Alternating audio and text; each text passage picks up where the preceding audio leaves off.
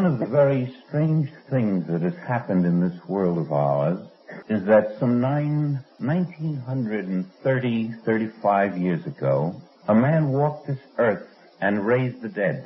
This had a meaning for us, perhaps beyond anything that men have dared to imagine. And this meaning was buried in such a way that we have now come to praise the activity with no thought whatsoever of emulating that activity. None of us have taken it upon ourselves to say, because he raised the dead, I too must learn how to do this. And as a matter of fact, it is this very praise of the deed which has buried it. We have very calmly witnessed miracles and have said, the Son of God did these miracles. And then having made that mental commitment to say that he was the Son of God, you wouldn't expect me to do the same. We have laid it aside on the shelf.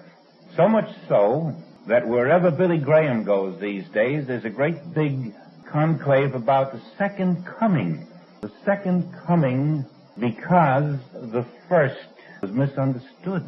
The first demonstration of the resurrection of the dead being misunderstood, and orthodoxy having now taken and deified him who raised the dead, it is as if it were saying, you don't expect us to do it. We're not virgin-born sons of God. We're just the church. Don't look at us for anything like that. But wait until Jesus Christ returns to earth again, and then you will see the same miracles. And those who have sinned, this will happen and that will happen. And you know that all of our youth who is being brought up to believe in this rubbish is being submitted to the same lie that has been perpetuated through the centuries, which has led finally to a place in history where man is unable to govern himself intelligently. He has found that no power in medicine and in science can prevent disease. He has found that no agreement between nations can prevent war. He has found that no commercial agreements can be reached to prevent poverty and starvation. The human mind is exposed as being incapable of preventing the war, the pestilence, the disaster, the various sufferings of this world. Nor can prayer to the Father remove these sufferings. And because of this complete unawareness of the message of the resurrection of the dead, man has fallen to that position where he regards himself as a person who must die. He would never dream of thinking himself to be anything than a mortal being. And there is no one in the church who is trying to persuade him that he is not a mortal being. As far as the church is concerned, he's not only a mortal, he's a mortal sinner. But something happened on this earth that the infinite way is not about to ignore. We are not about to walk on the other side of the street and close our eyes to it. There was a raising of the dead on this earth, and we too were told to go forth and raise the dead.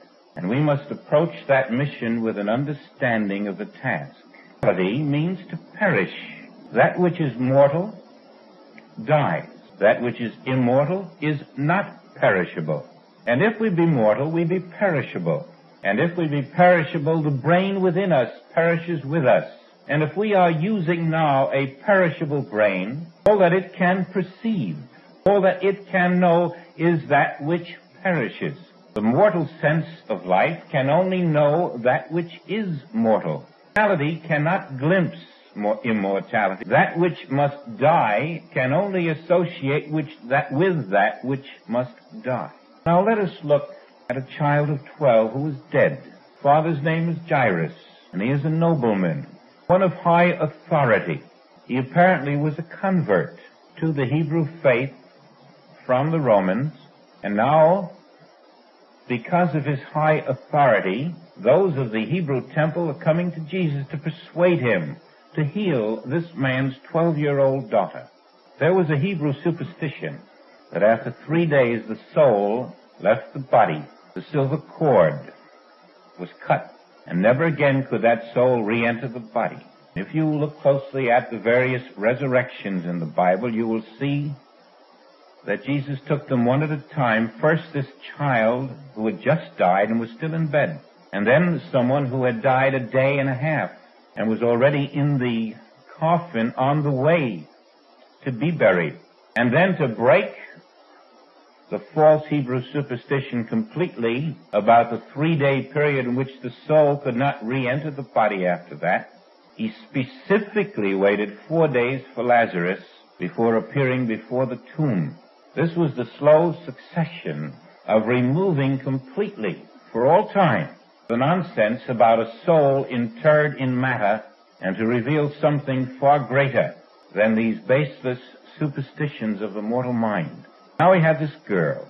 Yes, she was dead according to the physicians, and mark this very carefully. She could not see or hear or touch or feel or know. Her physical senses were dead. The brain was dead. The heart was dead. The organs were dead. Everything in that physical body was dead. So much so that paid mourners were there, mourning. That was their profession, to mourn for the dead. This was a dead girl, if you believe that there is life in a physical body. Now then, the revelation there, when he said she is not dead, she sleepeth, is that there is no life in a physical form. There is no life in physical senses. He was looking at that which man called the mortal self.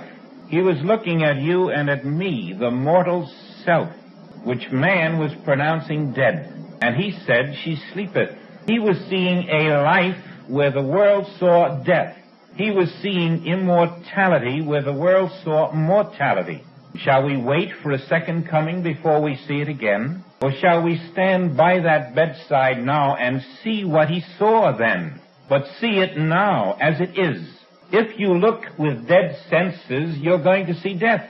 But suppose you look with life. Suppose you look with that vision, which is of the Spirit. Suppose you first see the eye of your own being before you try to find the eye of another. And so what stood before this bedside? What stood before this girl that was different than everyone else who stood there looking at her? I stood there looking at her. Not a dead physical being, but I, the living Spirit of God, stood there in a form that appeared to people as Jesus, but it was I, the Christ, standing looking at this girl.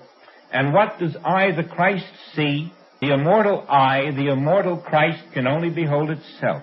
The immortal eye saw the immortal eye, and she awakened and asked for food. Now this immortal eye in her, awakened by the recognition of it, by one who stood in the immortal eye, now awakened not only that eye, but that eye awakened the dead senses. Now those senses were not being governed by chance. Now those senses were not being murdered by the cosmic or the unconscious mind. Now this girl was not a channel for the lie about immortality. The immortal eye of her own being was recognized, and it became the law of her being. And it now animated the senses. It gave her a desire for food. And she was 12. So we know that as Jesus himself, speaking in the temple at 12, was able to educate the elders, she had gone through the transition of rebirth. And the Christ, in the form of Jesus, and the Christ within her being one and the same, the immortal self now, which had ever been present through centuries of human time, was emerging to take dominion over the false human mind.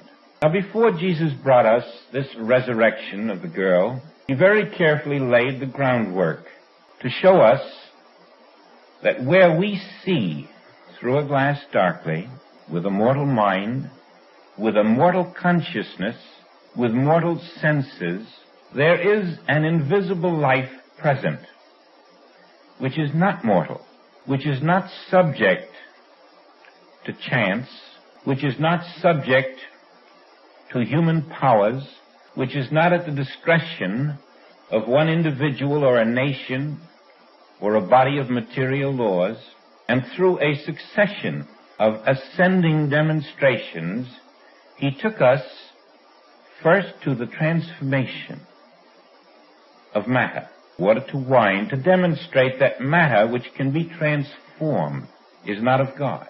It isn't real. It has no basis because it has no permanence. It can be changed. He demonstrated that there is a consciousness which can take dominion over all of the matter of this world. And then he next demonstrated that the power of the human brain has been grossly exaggerated, and the evidence of the human brain is not reliable. For the human brain declared that this one had epilepsy, and this one had dementia, and this one was insane. But again, that certain something called I, that immortal self, could take dominion over the evidence of the brain and restore the epileptic, the insane, to normalcy, proving the non-power of the brain, and then into the fleshly body to show the non-power of that.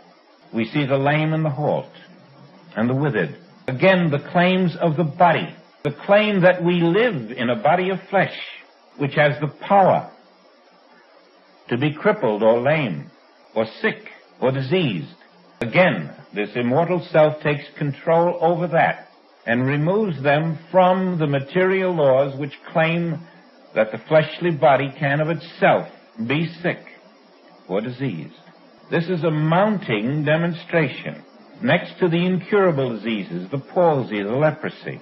And we find again that which is mortal, that which appears and must die, that which we have accepted to be our self, is subject to a higher power which takes control over it and restores it to normalcy. All these leading to the king of terrors, the greatest terror in the world, the fear of death, and showing that mortality is not reality. Mortality can be controlled, but in order for it to be controlled, there must be a recognition of an immortal self within yourself and within the self of the individual who appears to be mortal. And first the daughter of Jairus, and then the son of the widow at Nain. Now we have a funeral procession, a boy being buried, a widow marching with the funeral.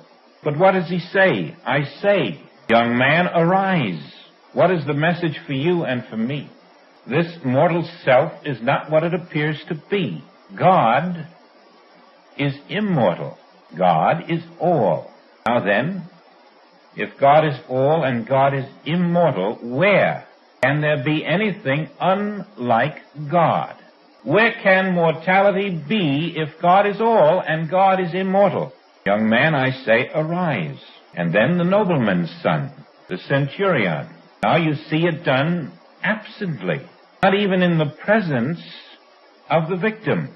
When the centurion says, help my son, and again Jesus doesn't respond instantly. He says, please help him, I know you can.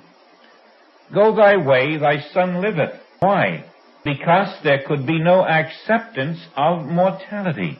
If there were an acceptance of mortality, then we have an acceptance that God is not all. Who among us has accepted that God is all, God is immortal, and therefore mortality is impossible? That is where we start. It isn't where we end, it's where we begin. Once we have accepted that immortality is the only possibility because God is all, then we must take a second look at what we have thought to be our mortal self.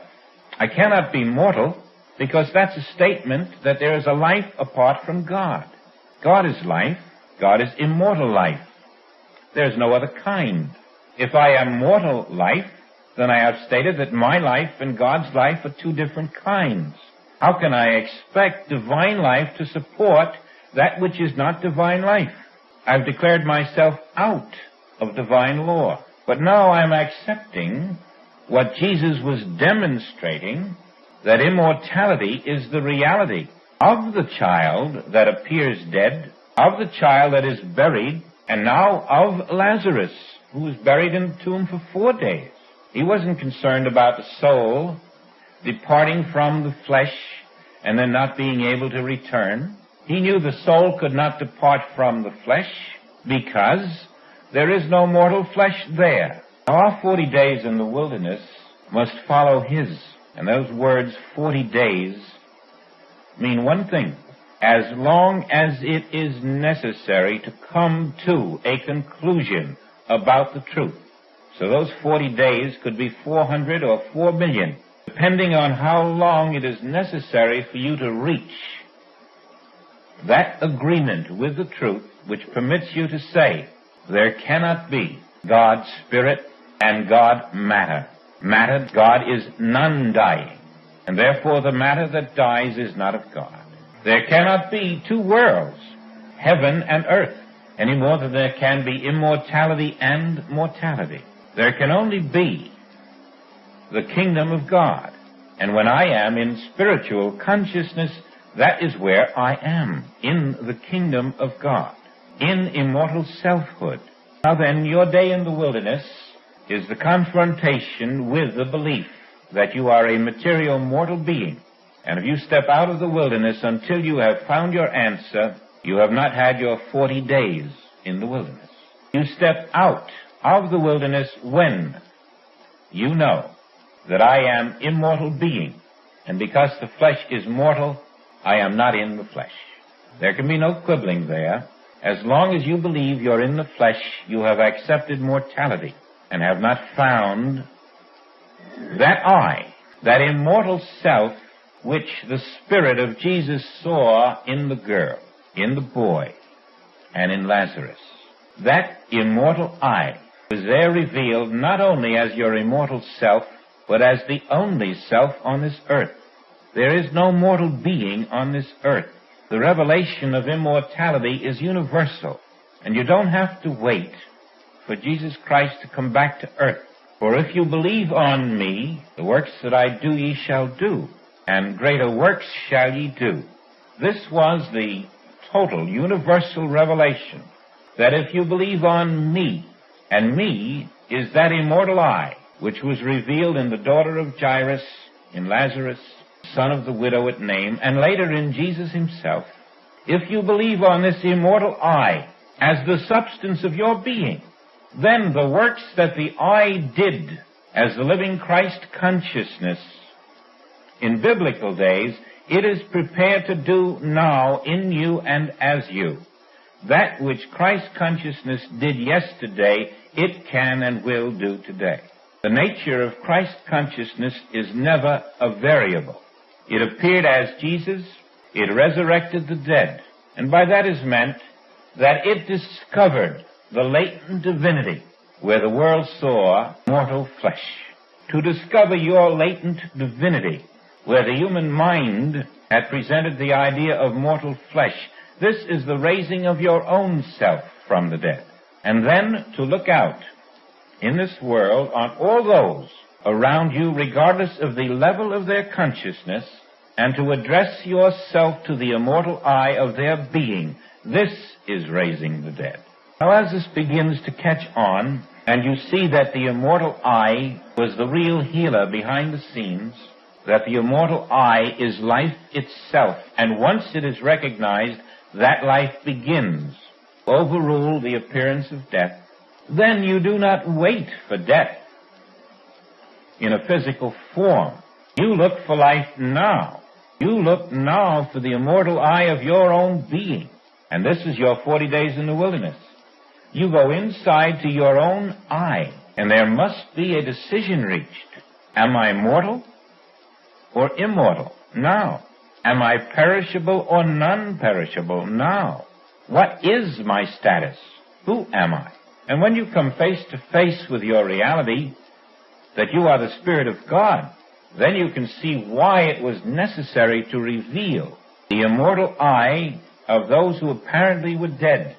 Because that immortal I of them is not mortal flesh, but spiritual selfhood. And the nature of each of us is that our spiritual selfhood has made possible that which appears as our physical selfhood. Behind the mortal appearance is the immortal I. And when your consciousness rests in the immortal I and flows forward from that, it governs that which appears as the mortal self. When Paul tells us that this corruptible must put on incorruptibility, this mortal must put on immortality, did he mean wait for a second coming of Christ? When Jesus tells us the kingdom of God is within you, did he say wait till I come back to earth 2,000 years later? He said, seek ye first the kingdom of God and his righteousness. Was he telling us that within you, as in him, as in the daughter of Jairus, as in the others, there is the immortal I? He was revealing the meaning of the Word was made flesh. He was revealing that man on earth must be Christed. He was revealing that the churches on earth must be Christed. He was revealing truth, which belongs to no person and to no one religion. He was revealing the universality of the Christ and the need to accept this in our consciousness is the coming of the Christ into us as the realization of self. It has nothing to do with the second physical appearance of a man. It never has had. And our evangelists, our clergymen, 99% of them are still living in the deadness instead of raising the dead within themselves to the revelation of their immortality and then going forth to bless each individual in their congregations with the recognition of their immortality, to witness the Christ in every man. So it is said, your righteousness must exceed the righteousness of the scribes and of the Pharisees. Because until you perceive the immortal selfhood of your own being and the immortal selfhood of every individual on the face of the earth, your claim to righteousness is untrue. There is hardly one righteous man on this earth. Because to be righteous, you must look out on a world in which there is nothing that exists that is unlike God. Now that is your immortal consciousness. When you are trained to look out and perceive nothing unlike God, and whatever you perceive that is unlike God, you must raise it from the dead through the recognition of its non-reality, non-power, non-substance, non-law, non-activity. If it is not of God, how can it exist? That which must die is not of God. And so at this early chapter in the Infinite Way, when we first read it, we may not have been impressed with the totality of its revelation. But at this date we can say this. We were told that we do not live in a human form, and that if we associate our life with a human form, we are associating with that which must die. We were told to be absent from the body and present with the spirit. We were told to recognize within ourselves an eternal flame and to see that our life is a continuity of consciousness with no beginning, no end, not existing in human time, and that our consciousness, being immortal, will ever make use of whatever forms seem necessary at the moment throughout all of our human spans. And this is the consciousness now of the immortal self, which we are told to live in, to abide in, without ceasing. You have your 2 commandments for that purpose. You are recognizing your own immortal selfhood with all your soul, all your mind, all your body, all your heart, all your strength. And that outlaws the possibility of the physical form being you. It outlaws the possibility of the human mind being you. It takes you out of human mind and human body. Not until you're on a deathbed and someone has to come along to find it. You're finding it yourself. You're accepting the message of the resurrection of the dead demonstrated on earth by the Christ. And you're accepting that if you believe on the presence of this I in you, this I in you will do the mighty works it did then.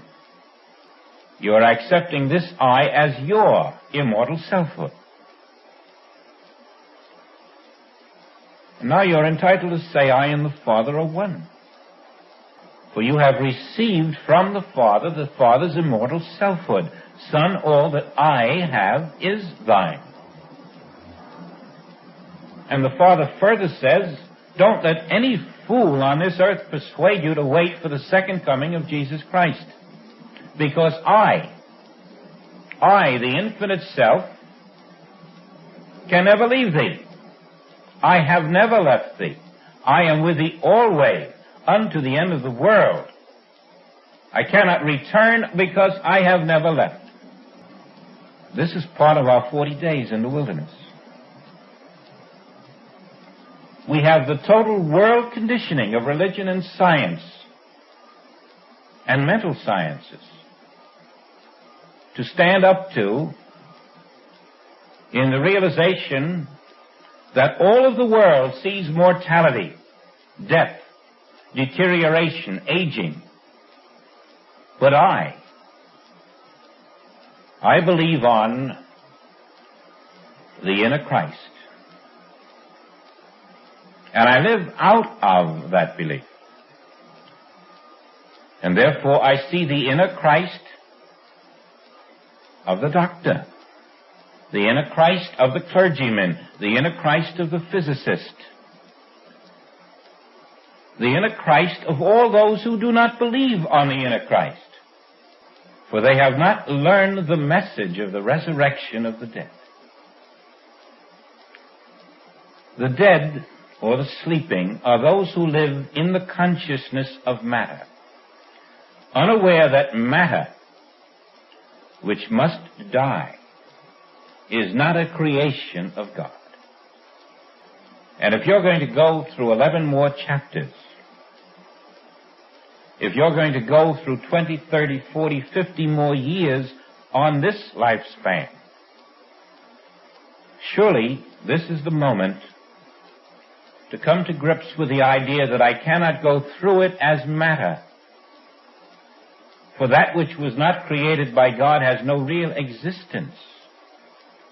And if I live in matter, as matter, identified as matter, then I am under material law, which is not under the law of God. And that's why you have this as the first chapter. It's the first thing to do. There must be an immortal you. If there is no immortal you, then there is no child of God. There is no spiritual being.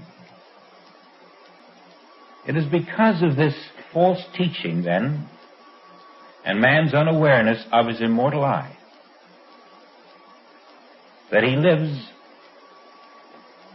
with a sword of Damocles hovering over his head.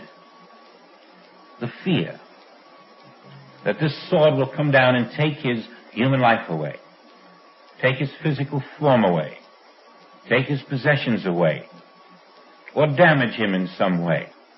Around every corner lurks a casualty in man's mind. Most people live with this fear hovering over them, and its undercurrents run through the mind in many ways. We are so easily influenced. Not knowing the immortal self, we live in fear of losing the mortal self, which isn't us. And that mortal self is always subject to chance. And so you find the medical profession, the insurance profession, the media, the press, TV, radio, newspapers, all bringing to you the story about mortality, ever pouring more coal on the fire of fear. Your mortal senses, your mortal mind will perish. You might as well face the fact that no mortal senses or mortal bodies are beyond that. And therefore, you must also face that your mortal senses and mortal body are not a divine creation. The eyes you look out with were not created by God. The ears you hear with were not created by God. The heart that theoretically keeps you alive was not created by God. The natural man receiveth not the things of God, and is not under the law of God. And so no one in this world is under the law of God. There's no sense telling us to wait for the second coming of Christ. While we're waiting, we're not under the law of God. But if so be the Spirit dwells in you, then are you the Son of God. If so be you dwell in spiritual consciousness. Now, Jesus further tells us that that which is born of the flesh is flesh, and mortal. That which is born of the Spirit is spirit, and immortal. Again, are you both? Don't make that mistake. You cannot be both. Choose ye this day whom ye shall serve, the spirit or matter, immortality or mortality, God or mammon. For if you accept birth of the flesh, you are flesh. And then this corruptible is not putting on incorruptibility. But if you accept your spiritual birth as your identity, then henceforth know not yourself after the flesh. I am not of the flesh. I am not born of the flesh. I am not mortal being born to die. And then the truth of your immortal self is the truth that makes you free. Now, what do you have to do to protect your immortal self? Give it a moment's thought. What do you have to do to protect your immortal body, your immortal mind? Can you protect the Spirit? Can you protect the Christ? Can you protect the Christ mind, the Christ life? And if that is you, what protection do you need? If you need protection, then you have more days to spend in the wilderness. You must go back to your wilderness until you can come forth and know that because I am spiritual being, immortal selfhood, Christ and Christ mind, because all that the Father hath I am, because I am the truth, I am the way, I am the wine, I am the water, I am the light. That which the Father is, I am. When you know this, you need no protection. And if you have a desire for protection, you are denying your immortal selfhood. And you will be able to judge where you stand by whether or not you feel you need protection. If you can say, I need no protection because the Spirit needs no might or power to defend itself, it recognizes no other life than a spiritual life. Against whom shall it defend? So every time you find you want protection, you are saying, I am of the flesh. I am mortal. I was born of the flesh and will die in the flesh. You have not benefited by the raising of the dead demonstrations of the Christ in the form of Jesus. And you have not raised yourself from the dead beliefs of a material selfhood. Now that is basically part of the essence of the chapter on immortality. It is revealing that God created no mortal being. God is spirit. And there is no mortal being on this earth. That immortality is the true nature of all who walk the earth in the seeming body of flesh. And it is revealing this that you, if you are prepared, may believe on it, may accept it, and then having made the initial steps of acceptance, are prepared to walk as an initiate in the realization that I, being the immortal self, the one indivisible spiritual being that walks this earth, everywhere I will invest my relationships with that understanding. I will never enter into a relationship without first knowing myself to be the immortal self, and then through this letting myself recognize the immortal self in another. And once this relationship has been established on that basis, that which I have joined together, no man can rend asunder. Whether it be business or marriage, whatever the nature of the relationship be,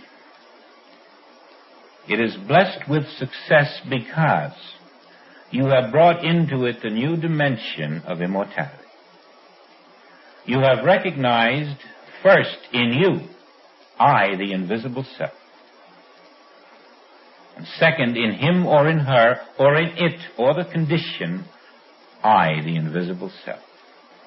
This recognition of I as the essence of all that is there assures you of being under divine law, as divine activity, secure, protected, for the I will go before that relationship in every way.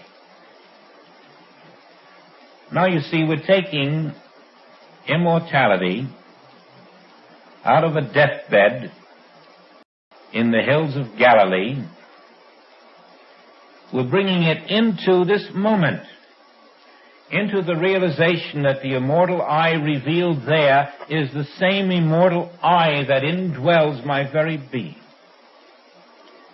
The same immortal I that indwells the fellow I saw yesterday as some kind of an inferior human being. the same immortal I that indwells every relationship on this earth, but has gone unseen by the mortal eyes of men. When we begin investing that recognition in everything we do with everyone, we are loving our neighbor, and not until then.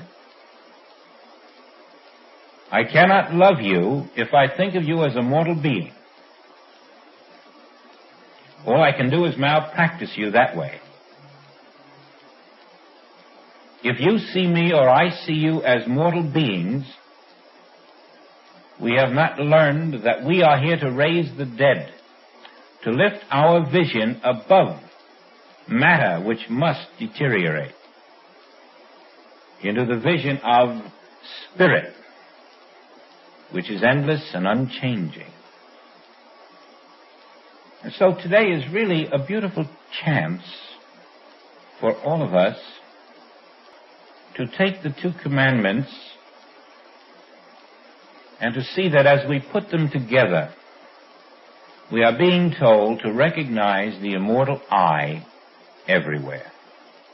In myself, in my wife, in my husband, in my friend, in my child, in my parent, in my business associate, wherever it is, and it is omnipresent, I must recognize it. And preparatory to recognizing it, I must find it in myself. Because I will try to recognize it with a human mind and I will fail. I will have clouds without rain. I will have vain repetitions. I will have affirmations. I will have words without substance. For only the I of my being can recognize the I that indwells every other individual on earth. You must begin with yourself. You must make the change in consciousness from mortal self to immortal self. That's your beginning. And as you feel this I of you recognized, instead of a me, instead of a human brain, you'll know that your days in the wilderness are going to be shorter and shorter.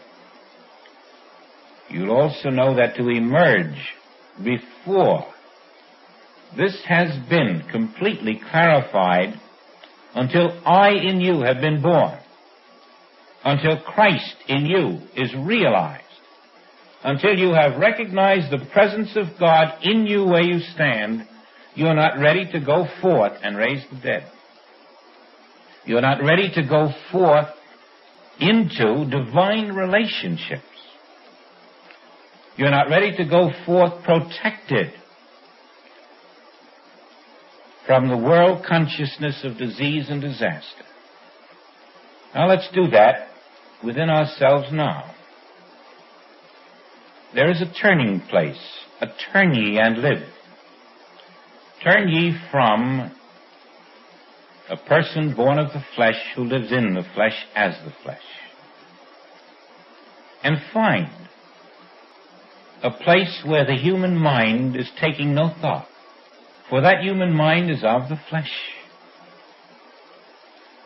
And if you think with that which is of the flesh, you are separated from the Spirit. Take no thought for your mortal life, for you never had one.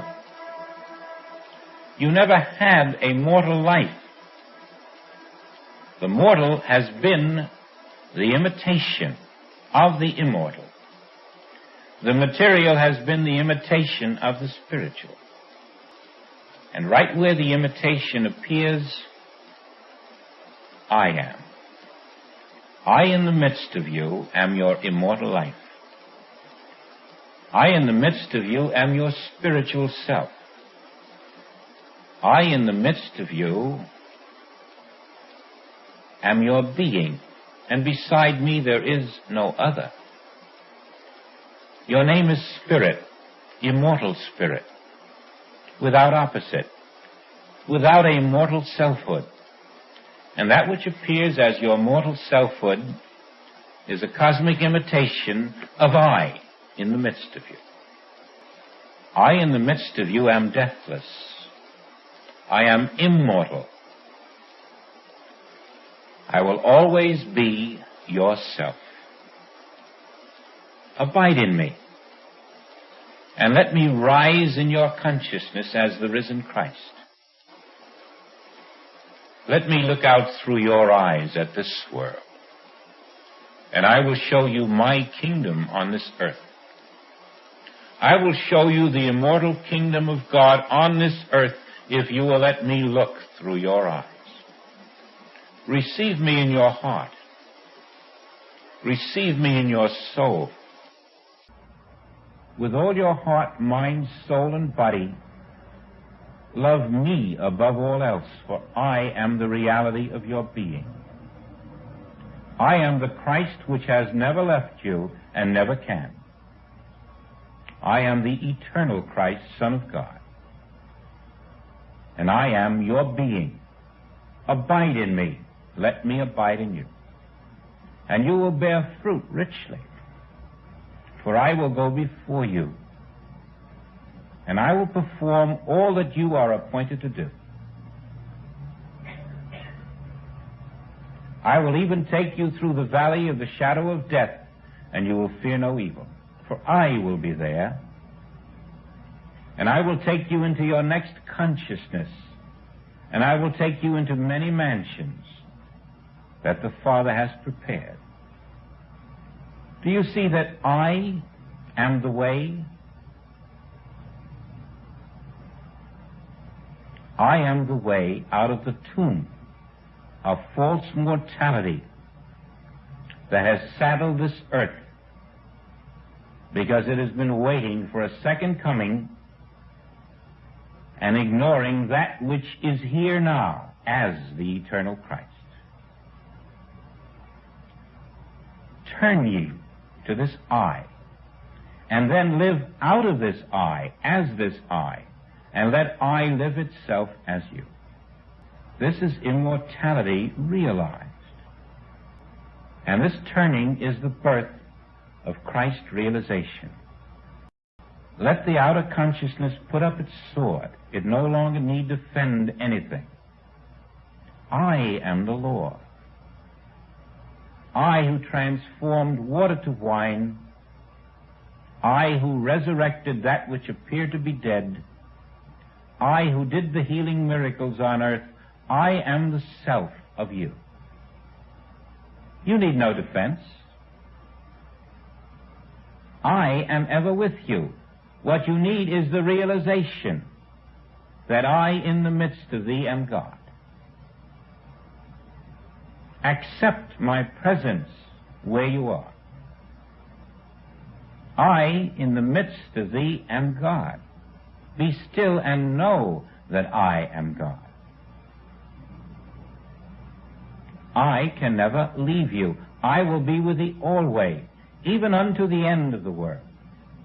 Now this I is your immortal self, and your recognition of it raises you from the dead. It raises you from the dead now before the body decomposes. It raises you from the dead now before the mind is washed away in time. It raises you into the consciousness of Christ, which is eternal, which is deathless, which is the one and only power in all this world. I, the Christ within you, I live your life as my life. I prepare a table for you in the midst of every enemy on the face of the earth. You need no might, you need no power. My Spirit goes before you. Refer every problem back to I in the midst of you, and I will tell you, before you asked, I answered. Before you sought a healing, you were healed. The only you that needed a healing was the false consciousness, the mortal consciousness. I, the immortal consciousness of your being, is all there is of you. As you let the mortal consciousness die, I will rise and I will step out of the tomb of that mortal consciousness. Fear not, it is I. This is the message of immortality now, not in the hereafter, not after we lay aside a physical body, not after a mythical mortal being returns to earth. This is the message of the living Christ, the omnipresent Christ, the Christ that is your name. As we continue doing this, we find within ourselves a great new power. We have the power to bless the world. We can move forth, and the eye of me instantly looks through the density of human form, looks through the false conditions of human minds, and recognizes the I of itself as the only life, the only presence, the only body, the only being on this earth. There is only the I of your being on this earth, for your I is the infinite I. The immortal, infinite, eternal, unchanging, perfect I is your name. There is a great weight of world opinion which hangs over all of us. And when you look out upon this world and see the forms and the conditions, it would be well for you to know that the real obstacle out there is not a person, is not a condition. It is always world consciousness appearing before you as a person and a condition.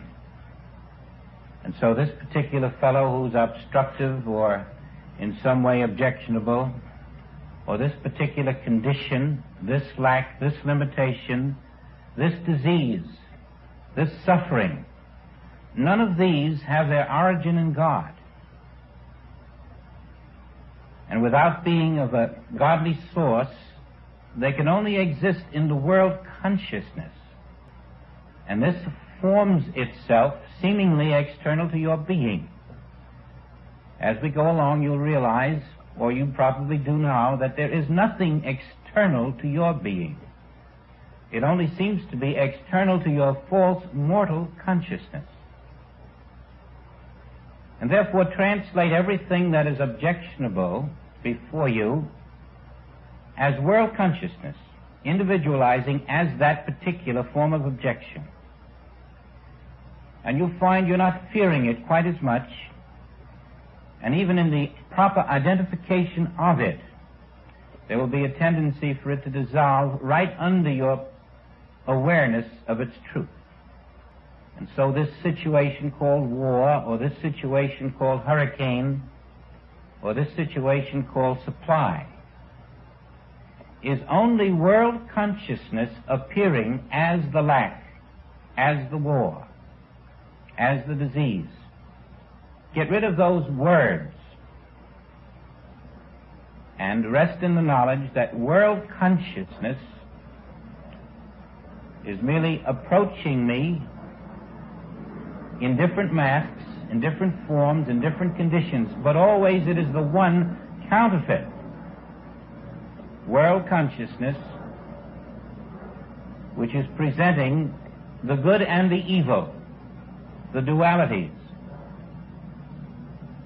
I need take no cognizance of them because I am spirit, incorporeal, immortal self. Now, wherever you recognize a mortal selfhood, whether it's in you or another, because God is not mortal, you are recognizing that something exists that is unlike God. This mortal over there is not God being. Well, then who is this mortal over there? This mortal over there is merely world consciousness appearing as a mortal being. There can be no real existence other than God. Everything must be retranslated from its false mortal appearance to the realization that you have only one enemy. And that enemy is the world consciousness taking infinite variety of forms. And if you recognize it here, you can recognize it there and everywhere. But what is it? It is the false mortal self, the false mortal mind, the imitation. And it will ultimately come into false mortal form if you do not reach it at its own level and see it for what it is. Nothingness. You're even impersonalizing the forms in front of you, the people. There is no mortal selfhood. And yet everyone appears to be a mortal self. If there is a mortal selfhood before you, you are in a mortal consciousness. If there is a Christ self before you, you are in a Christ consciousness. And what you see, therefore, is telling you where you stand.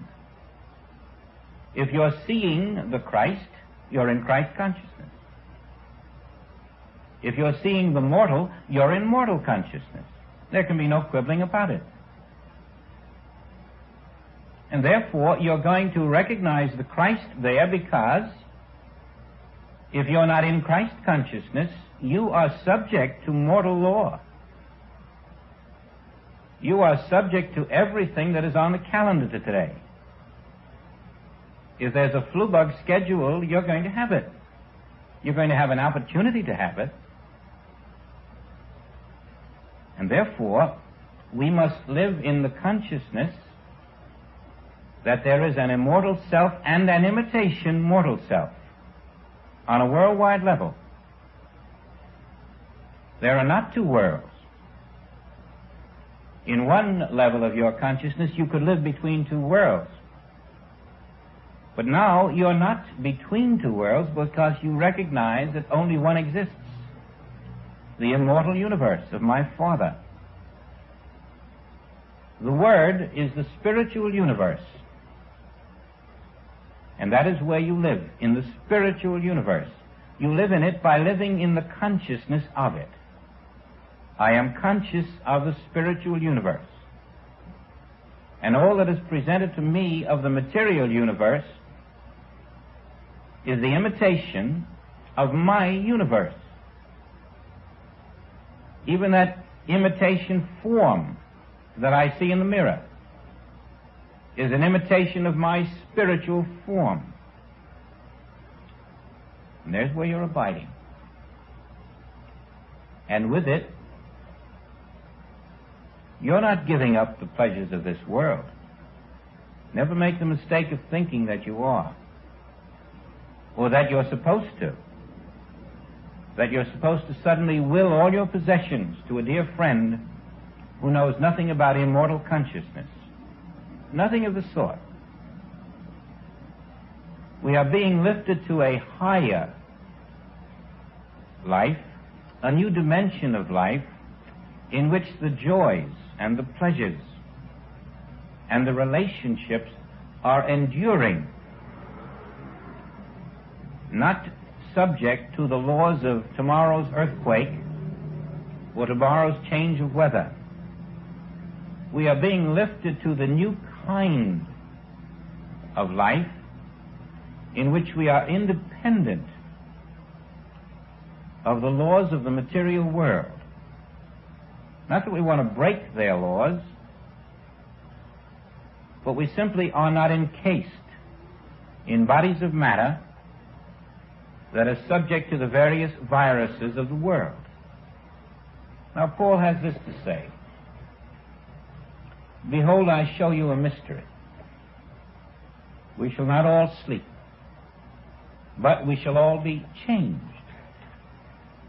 in a moment, in the twinkling of an eye, at the last trump, for the trumpet shall sound, and the dead shall be raised incorruptible, and we shall be changed. For this corruptible must put on incorruption, and this mortal must put on immortality. So when this corruptible shall have put on incorruption, and this mortal should have put on immortality, then shall be brought to pass the saying that is written, death is swallowed up in victory. Now, it's about time that this becomes the consciousness of the world, not just a statement in a book. If spirit is God, if spirit is all,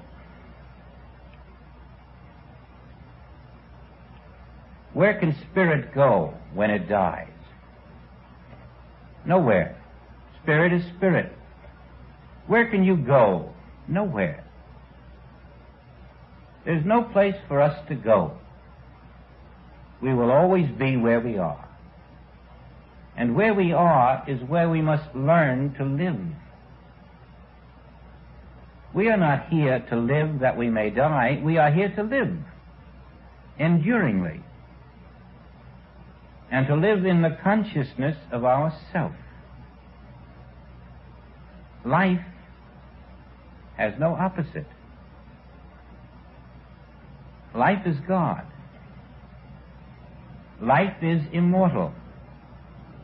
Life knows nothing about age or time or decomposing processes, and I, being the spirit, the life, the immortal self, I have nothing to do with age, with deterioration, with decomposing bodies. None of that is yourself. And so you must shake off from your consciousness all of the world belief which has shrouded man in a mortal selfhood. Step out from it. There is no mortality on the earth. There is only my Father's Spirit. Now, when you meditate, if you have had a difficulty in meditation, you are as normal as apple pie. There is hardly anyone who doesn't have a difficulty in meditation. But you see, it's because a human being is trying to meditate, whereas I am the meditator. You must turn to I and let I do all your meditating for you. And then you will find you don't have a problem in being still. You don't have a problem at all, because I becomes your new antenna. I is an infinite antenna. And your whole work is to touch I within yourself, day in and day out. And then when you release yourself to I, you'll find you're in infinite meditation. And you're trusting I to become visibly every need that you will have for this day. I will be your wine and your water. I am the bread of life. You're finding the miracle that I really becomes supply. I becomes everything that you had been seeking in a mortal consciousness, and it becomes all that you need, the added things, the essentials. It becomes all the things you need of this world. That's why it's called the added things. And those of us who have been able to live in this I, even to a measure, have witnessed the miracle that I, whom you believe in, is doing on earth today what I have ever done. I do not shorten the arm of the Father. My words do not return to me void. I bow to no human powers. I leave no death and destruction behind me. I have not come to destroy, but to fulfill. And this great miracle of I within you, which is self-fulfilling, becomes a living reality to you. Until there is no to you at all, there's just I. I am I. And no longer is there a me sitting down to meditate, waiting for the wind to blow somewhere and blow spirit into my consciousness. There is no such me. There is only I. The immortal self. There's no mortal being trying to get spirit to do something. It can't be done. Let us all graduate from the belief that a mortal can get spirit to do something. As we live in I, we're no longer trying to get anything. Or if we are, we find out soon enough it can't be done. We're just wasting energy. We're not interested in getting. We're interested in giving. We're interested in letting the well of our own infinite life pump forth that which is needed, with 12 baskets left over. We have learned the secret of reversing the senses. That whereas yesterday the eye reached out and the hand reached out, all of me reached out to acquire, to pull in, to a mortal self that wasn't there but I thought was there. Now the immortal self wants to push out to those who do not know their immortality. You can't get it fast enough from within to give it out, because this is the nature of spirit. A continuous progression of unfolding from within. The kingdom of God within you is your new spiritual consciousness. It has no bottom. It has no top. It has no sides. It is limitless. And you're living from that center, resting in I, and lo and behold, I becomes tomorrow's bank account.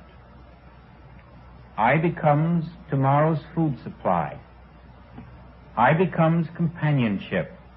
I becomes all that an individual needs on the mortal plane, and I continues to lift you into planes beyond. Many of us, when we started out, might have thought we'd be satisfied with just a little leaven. But we find there's no stopping place in spirit. The minute you stop, you're back in mortality.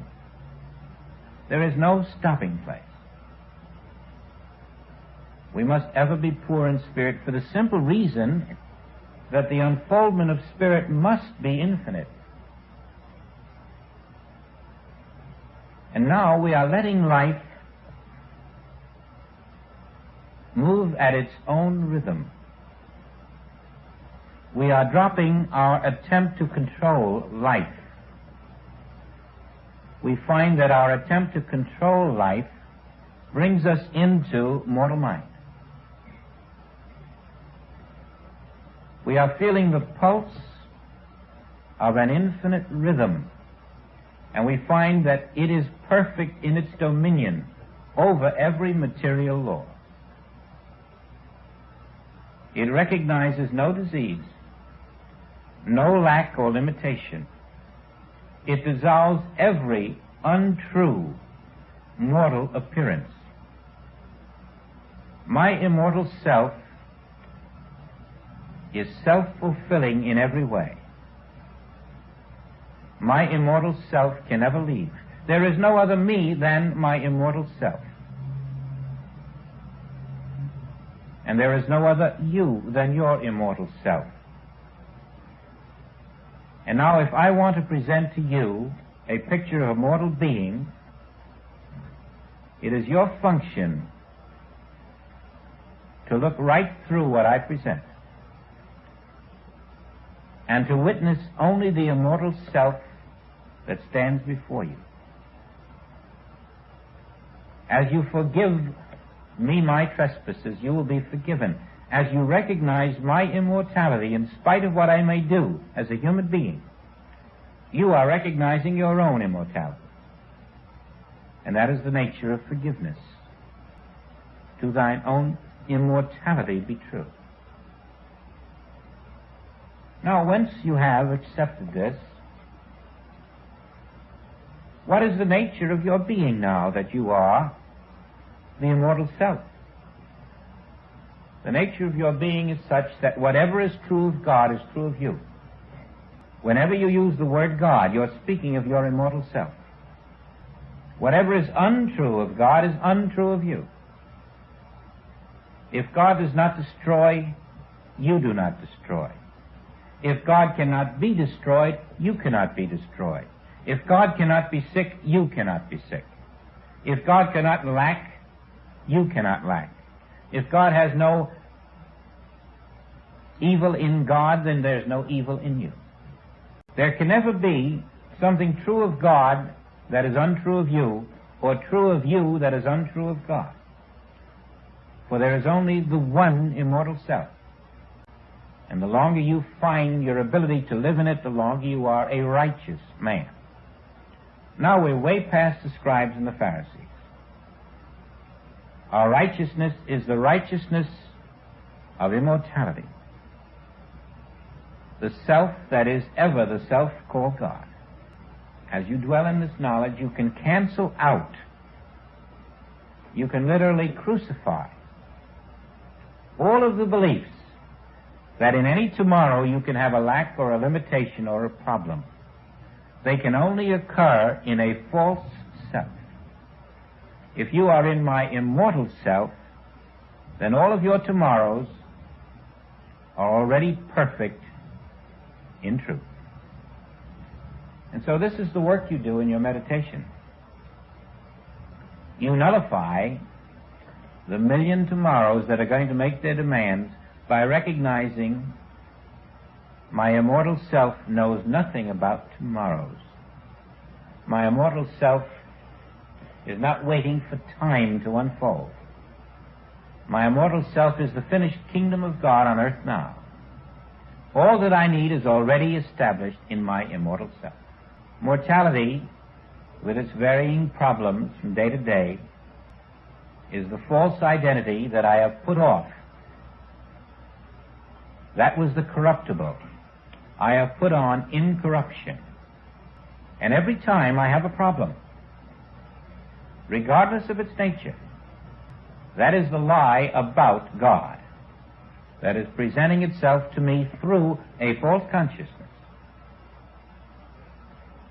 And the lie needs no one to defend against it. That which is not truth is but a phantom. It may appear very real to you, but only truth is real. Only truth can be substance. Only truth is under the law. And whatever is a lie, you can stand against it at any time with no defense whatsoever, provided you are not in a false consciousness. For in your false consciousness you'll turn from one problem and you'll be hit by another. So immortality and freedom are synonyms. True identity and freedom are one and the same. Your freedom is inherent in your immortal self. Now this turning that takes place within you, this identification as I, is going to make you one with I throughout the infinite universe. Wherever you touch I within you, you touch I within every person on the face of the globe, and I within all those who have walked the earth and who are no longer visible. And you touch the I of those who are still unborn and who will walk the earth later. The I of you, when you touch it, in your consciousness, is the infinite I called God. And you are now the individualization of that I. You are infinity individualized. And all of infinity is functioning through your being. Immortality is never separate from itself. Now, just for luxury's sake, without trying to channel, manipulate, without striving in any way to bring something good into your humanhood, without striving to make your humanhood better in any way, without striving to get more of this or more of that for your humanhood, remember that the spiritual way is to step out of your humanhood. Not to improve it, but to step out of it. And to let your incorporeal being govern every activity of your day. And lo and behold, there's a better human out there anyway. Healthier, wiser, safer, more protected, because you must learn how to let the invisible run the visible. When you walk out in the visible and try to govern it, you're working with a phantom. When you let the invisible have its way, then lo and behold, by some strange, wonderful alchemy of the spirit, the visible is in harmony. Learn that great, thrilling secret, that when I am still, trusting my infinite immortal self to be itself, I am in the consciousness of plenty, the consciousness of beauty, the consciousness of harmony, the consciousness of love. But don't get it out there. Get it where you are. In you is I. And then get rid of that in you and know that I is all that is here. I is my being. And it moves out into the universe. Where does it end? Where do I begin and where do I end? I have no beginning. I have no end in space or time. The I of me is running through the I of you. And the I of you is running through the I of me. Where do we begin and end? We do not. We are that one I. Do you see why we must learn forbearance, forgiveness, even to those who are still stumbling up the ladder of consciousness? Even if there are a rung or two or three below us, just as we want those who are a rung or two or three above us to help us by their understanding that we at least are moving in the direction of truth. And so up and down the ladder of consciousness, we recognize the infinite I. And scowl if you will, be angry if you will, be vengeful if you will. I will strive to see I as your name. And as long as I'm trying to do that, I must succeed. And let the world scowl at you. Let it bring all kinds of pressures upon you. Recognize the I of it and the I of you. And then say, Peter, put up your sword. Forget it. Forget all of it, the antagonisms, the repressions, the frustrations, the doubts, the fears, the wonderments.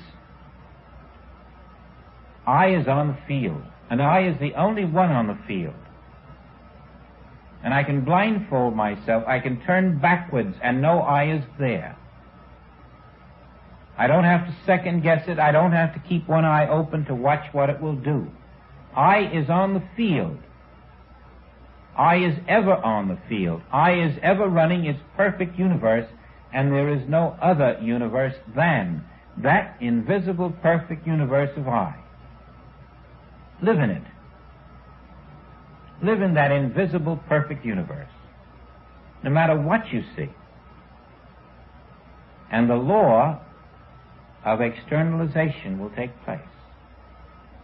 That which is your belief in consciousness, if it is the truth, the law is that the truth will make you free. How? The truth that you know in consciousness must externalize itself into form.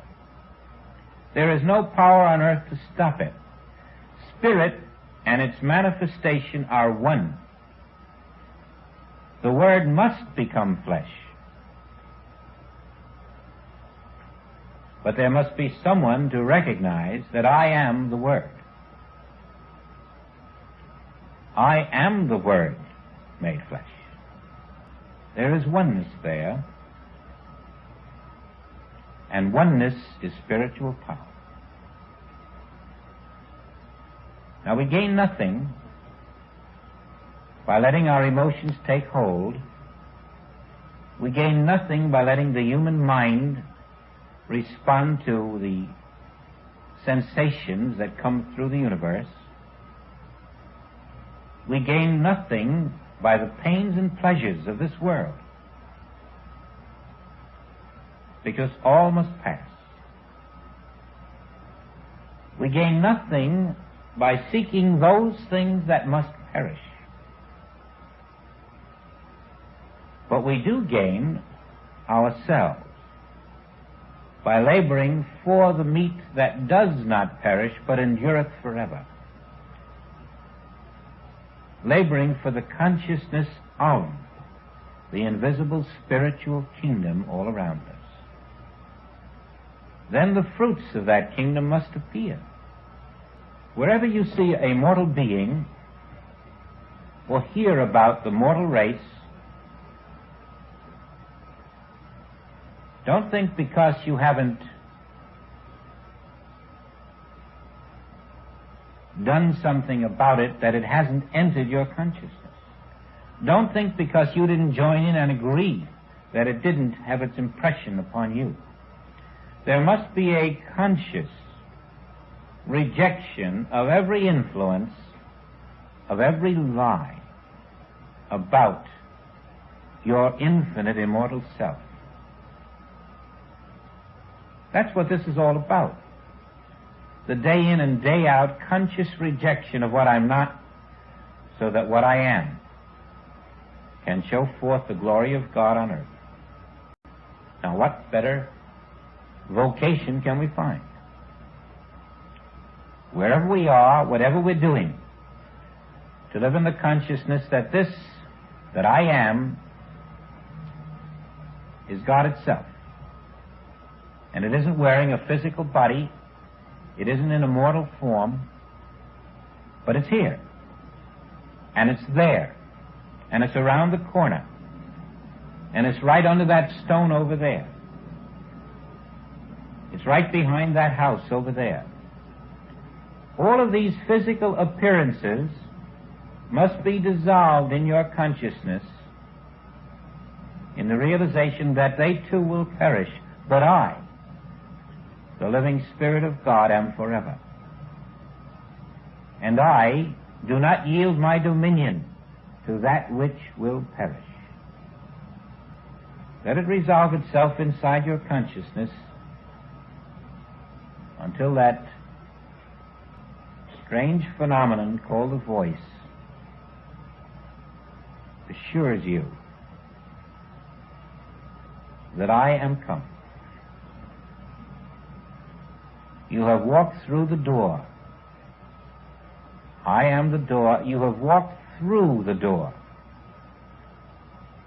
You have turned within. You have caught the infinity of being. You're not localized. You're omnipresent. You're everywhere. You're not flesh. You're spirit. And you can feel the presence of spirit as your being. You will see that this spirit, this presence that I am, is what formed me in the womb. This presence will ever go before me presenting new forms. This presence is my infinite being. This presence is the only way that I can live in the kingdom of God on earth. This presence is my Father. And this presence is I. This presence, my Father, and this presence, I, are infinity and infinity individualized, and I am that one. Whoever lives in this consciousness will find the power of spirit never fails. If you enter it with doubt, your doubt will reflect itself. If you enter it with the ability to lay down the attitude of show me, prove something, you will discover that proof which the mortal had sought but couldn't find. The spirit will never prove anything to a non-existent mortal. The spirit will never shower its abundance on a non-existent mortal. The spirit will never heal a mortal being.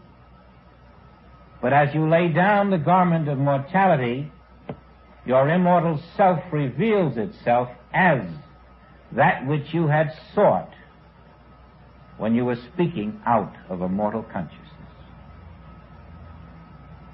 Your immortal self is the whole, complete being that you have been seeking through the falsehood of a mortal consciousness.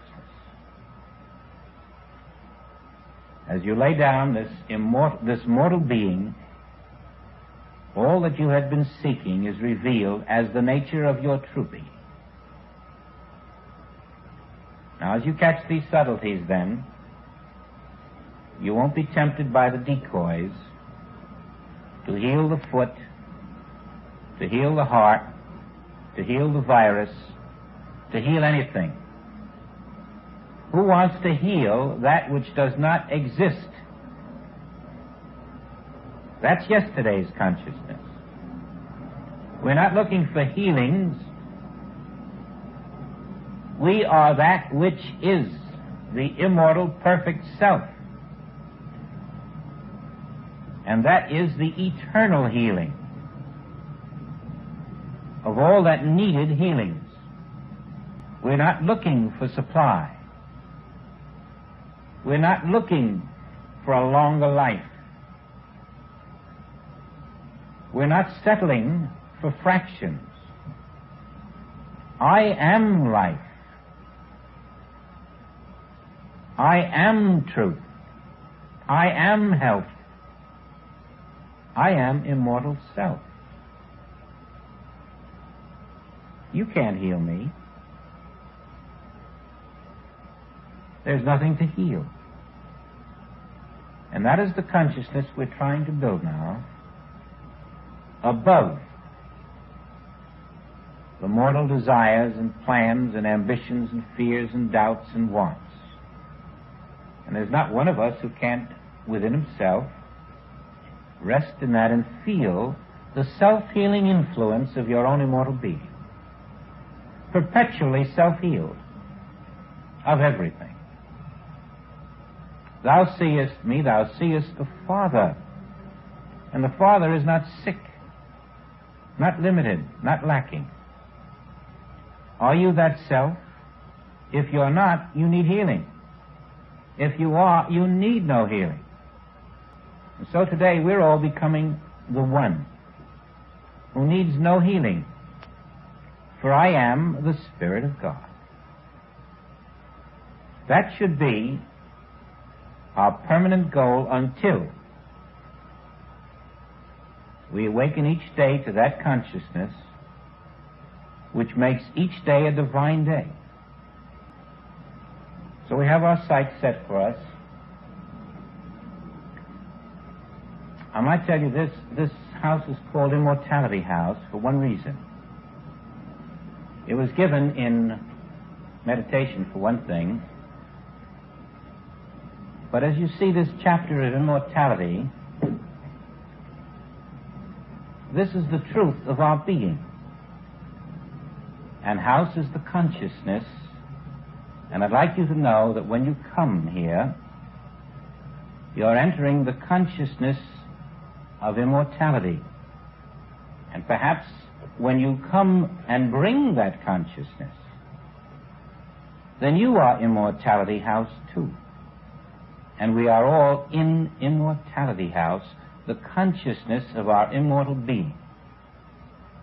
That's the purpose of this name that was given to us by the Spirit,